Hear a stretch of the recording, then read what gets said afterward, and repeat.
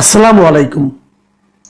প্রিয় দর্শক, গতকাল মানে 18 ফেব্রুয়ারি যুক্তরাষ্ট্রের প্রেসিডেন্ট ডোনাল্ড ট্রাম্প আমাদের নতুন প্রধানমন্ত্রী তারেক রহমানকে অভিনন্দন জানিয়ে একটি চিঠি লিখেছেন। সেই চিঠিতে কি লেখা হয়েছে? ট্রাম্প যখন আমাদের প্রেসিডেন্ট আমাদের সরকার প্রধানকে অভিনন্দন জানান, সেটা তো আমাদের জন্য খুব আনন্দের খবর যে ওনারা এত বড় দেশ, বিশ্বের সবচেয়ে বড় দেশ, সারা দুনিয়াকে দাপিয়ে বেড়াচ্ছেন, হ্যাঁ, সারা দুনিয়াকে দৌড়ে বেড়াচ্ছেন, একে হুমকি দেন তারে হুমকি দেন। সেই দেশের প্রধান ব্যক্তি আমাদের প্রধানমন্ত্রীকে চিঠি লিখেছেন। এটা কি আমাদের জন্য আনন্দের নাকি উদ্বেগের? একটু কথা বলি। বিষয়টা হয়েছে কি, আপনারা জানেন যে ডক্টর ইউনূসের গভর্নমেন্ট যাওয়ার আগে, মানে বিদায় নেওয়ার আগে তড়ি ঘড়ি করে, মানে এত তড়ি ঘড়ি, এটা আর মানে এটা চিন্তার বাইরে, তড়ি ঘড়ি করে তারা যুক্তরাষ্ট্রের সঙ্গে একটা বাণিজ্য চুক্তি করেছে। কি সেই চুক্তি? চুক্তির ভেতরে কি আছে, কি শর্ত আছে? তারা আমাদের কাছ থেকে কত % শুল্ক নেবে এবং শুল্ক যাত্রা যে কমাবে, কমানোর বিনিময়ে আমাদের কি কি জিনিস, তাদের কোন কোন জিনিস আমাদের এখানে বিনা শুল্কে ঢোকাতে হবে, অথবা তাদের সঙ্গে আমাদের কি কি ক্রয় চুক্তি হয়েছে, মানে আমরা কি কি তাদের কাছ থেকে কিনবো বলে অঙ্গীকার করেছি, কোন দামে কিনবো বলে অঙ্গীকার করেছি, এর কিছুই আমরা কেউ জানি না। এই চুক্তিটা আসলে কোথায় নিয়ে ঠেকাবে আমাদের, এটা মানে নিয়ে আলোচনাও হয়নি। এবং যুক্তরাষ্ট্রের প্রেসিডেন্ট যিনি অভিনন্দন জানিয়েছেন, সেই অভিনন্দনের ভাষাটা শুনলে আপনি বুঝবেন তাদের মূল লক্ষ্য ছিল চুক্তিটা। দেখুন উনি কি বলেছেন। উনি লিখেছেন চিঠিতে যে যুক্তরাষ্ট্রের জনগণের পক্ষ থেকে আমি আপনার ঐতিহাসিক নির্বাচনে জয়ের জন্য আপনাকে অভিনন্দন জানাচ্ছি এবং গণপ্রজাতন্ত্রী বাংলাদেশের প্রধানমন্ত্রী হিসেবে আপনার সফল মেয়াদ কামনা করছি। সফল মেয়াদ, একজন লোক নির্বাচিত হবে, ওনার সফল মেয়াদ আপনাকে কামনা করতে হবে কেন? উনি তো পূর্ণ মেয়াদে থাকবেন, আবার কামনা করতে হচ্ছে কেন? তার মানে এখানে একটা কিন্তু আছে যে আমি সফল মেয়াদ কামনা না করলে আপনি থাকতে পারবেন না, একটা হুমকি আছে। শুনেন আর কি বলেছেন উনি লিখেছেন, আমাদের দুই দেশের অংশীদারত্ব, পারস্পরিক শ্রদ্ধা এবং একটি মুক্ত ও অবাধ ইন্দো প্যাসিফিক অঞ্চল গড়ে তোলার অভিন্ন স্বার্থের উপর ভিত্তি করে প্রতিষ্ঠিত। মানে একটা মুক্ত এবং অবাধ ইন্দো প্যাসিফিক অঞ্চল গড়ে তুলতে হবে। মানে এই যে ভারত এবং চীন, এই এশিয়া প্যাসিফিক এরিয়াতে এখানে যে আপনার যে একটা সামুদ্রিক পথ আছে, হ্যাঁ, ভারত মহাসাগর, প্রশান্ত মহাসাগর, এই জায়গাটাতে, তো এইটা নিয়ে ওনার খুব আগ্রহ। তো এটা নিয়ে অনেকদিন ধরে আগ্রহ অনেকেরই, ভারতের সঙ্গে, চীনের সঙ্গে, ওনাদের সঙ্গে, তাইওয়ানের সঙ্গে অনেকদিন ধরে ঝামেলা চলছে। তো ওই জায়গায় আমরা যেন তাদেরকে হেল্প করি। আমরা কিভাবে হেল্প করবো?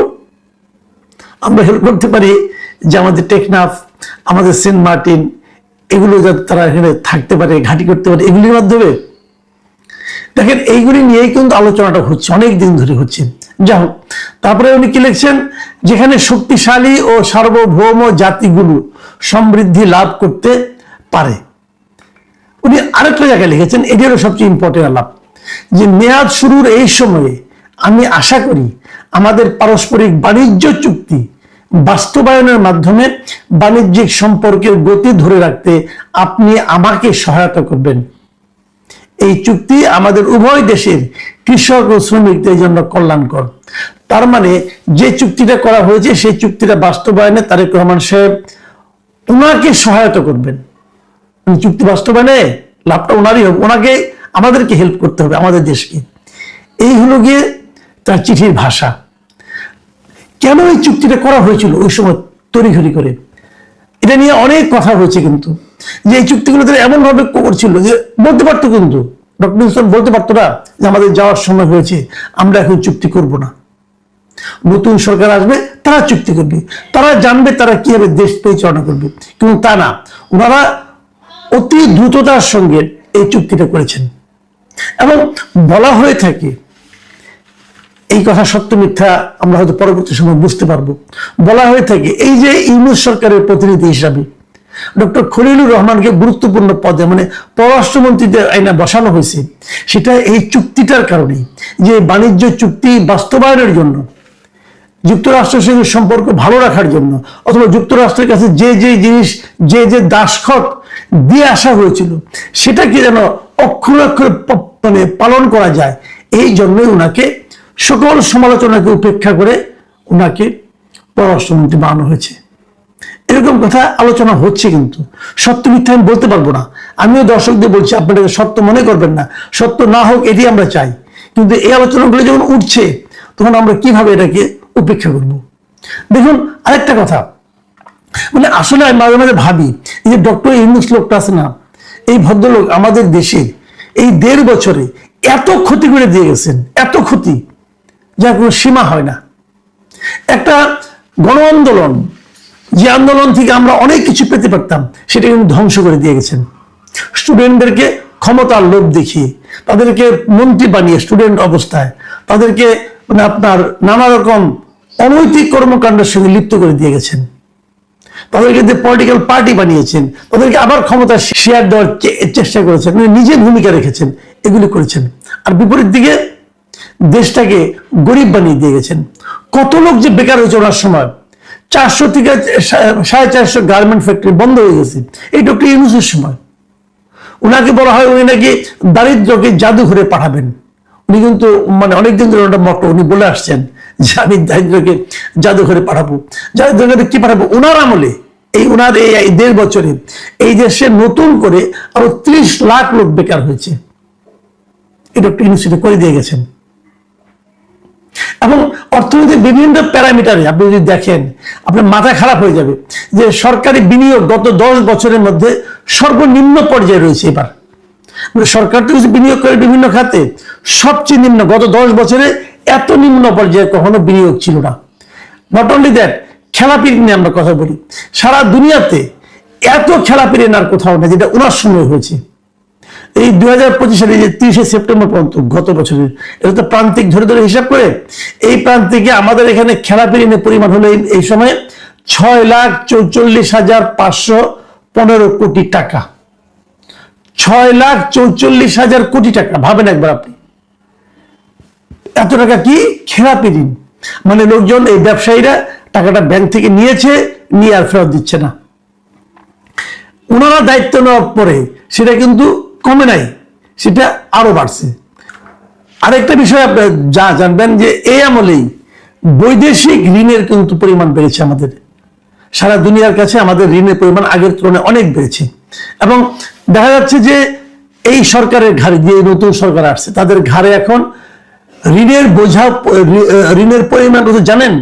ঋণের পরিমাণ হলো 23 লাখ কোটি টাকা। মানে সরকারের কাছে বিভিন্ন জনের পাওনা 23 লাখ কোটি টাকা। সরকার কোথায় ঋণ শোধ করবে? এই ঋণ উনি বাড়িয়ে গেছেন কিন্তু। এবং এই সময় এই সরকারের এই 1.5 বছরে উনি আরো বিদেশি ঋণ নিচ্ছে 13,000 কোটি টাকার।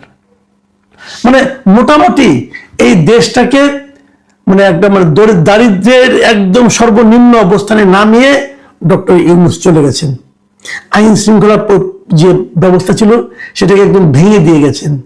মবের সংস্কৃতি চালু করেছিলেন দেশে, কিছু হলে মব লেলিয়ে দেওয়া হয়। আর ওনার কিছু চাটুকার ছিল, এই চাটুকাররা সারাক্ষণ বলতো যে ডক্টর ইউনূস মহান, উনি অনেক কিছু করেছেন, অনেক কিছু, মানে কি যে বলতো কি যে না বলতো এর কোনো হিসাব নিকাশ নেই। এবং সেই ধারাবাহিকতাকে অক্ষুণ্ণ রাখার জন্যই এখন ওনারই লোক খলিল সাহেব এখানে আছেন কিনা আমি এটা বলতে পারবো না, তবে আমি এটা বলতে পারবো যে বর্তমান সরকার তারেক রহমানের নেতৃত্বে যে বিএনপি সরকার আছে, তাদের আগামী দিনে সরকার চালাতে ডক্টর ইউনূস যা অপকর্মগুলি করে গেছেন সেগুলোর মানে আপনার বোঝা বহন করতে মোটামুটি কষ্টই হবে। এবং যুক্তরাষ্ট্রের এই যে ঋণ, এটা কিন্তু কেবল অভিনন্দন জানানো না, ট্রাম্প কিন্তু একটা তাগাদাও দিয়েছেন যে এটা বাস্তবায়ন করতে হবে তাড়াতাড়ি। এবং হয়তো খলিল সাহেব বলবেন হ্যাঁ ইমিডিয়েট বাস্তবায়ন করতে হবে, না হলে ওনারা গোসা হবেন, ওনারা ঝামেলা করবেন, আপনার ক্ষমতা নড়ে যেতে পারে, এরকম নানা কথাই হতে পারে এখন। কিন্তু উনি যাই করুন, যদি উনি এটাও বাস্তবায়ন করেন এবং সব শর্ত মেনে নেন, ওনাদের মতো করে চলেন, তাহলে সার্বভৌমত্বটা কোথায় থাকবে? তারেক রহমানের নির্বাচনী স্লোগান কি ছিল? যে সবার আগে বাংলাদেশ। সবার আগে বাংলাদেশ থাকবে তো? প্রিয় দর্শক, এখন এই পর্যন্তই। আল্লাহ হাফেজ।